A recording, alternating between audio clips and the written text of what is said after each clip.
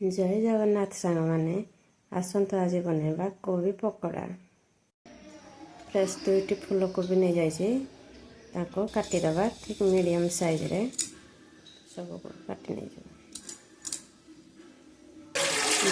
पानी गरम हो गले से आधा चामच लुण 1/4 हलदी 2टी तेजपत्र देदेबा तापरे फूलकोबी को देदेबा तापर फूलकोबी को चलैके घोड़े नहीं जावा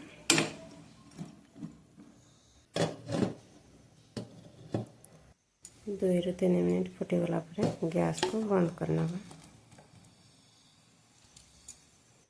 फूलकोबी को छाणी नवा छाणी सारा 15 मिनट रेस्ट छाड़ीदवा।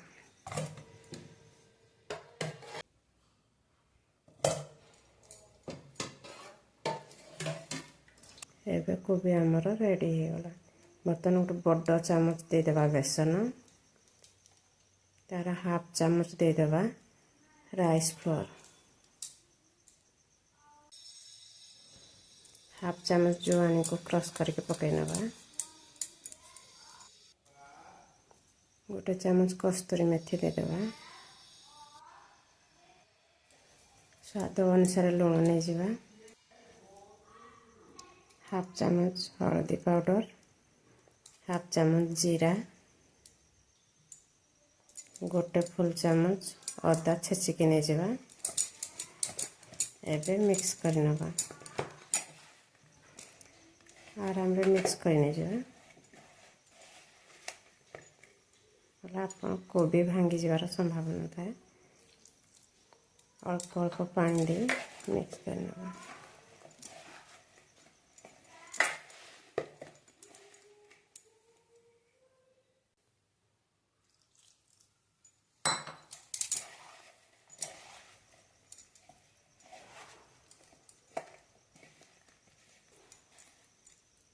देखो एबे केमती देखा जाउछ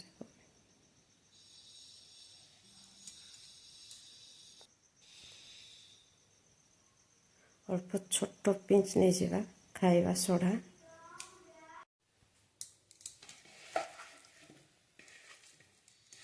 तापर ओळे नवा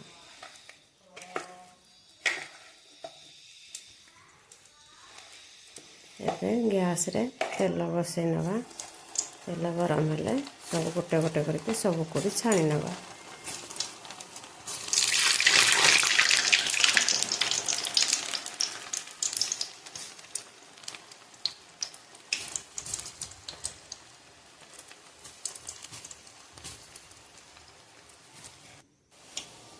देखो तो कोबी फ्राए हो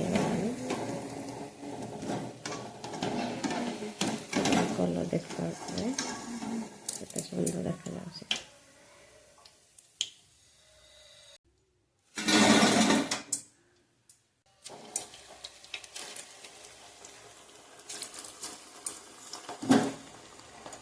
एमती भाव में सब कोबी गुड़ को छाणी नहीं जावा।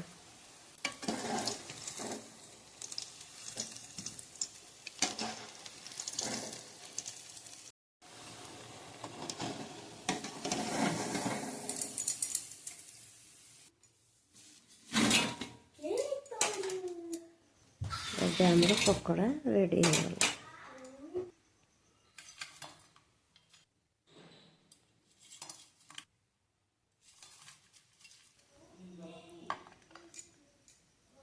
आप चटनी खाई पारे आइदर टमाटो केचप भी लगे खाई पारे। देखो तो कोबी केमती क्रिस्पी है।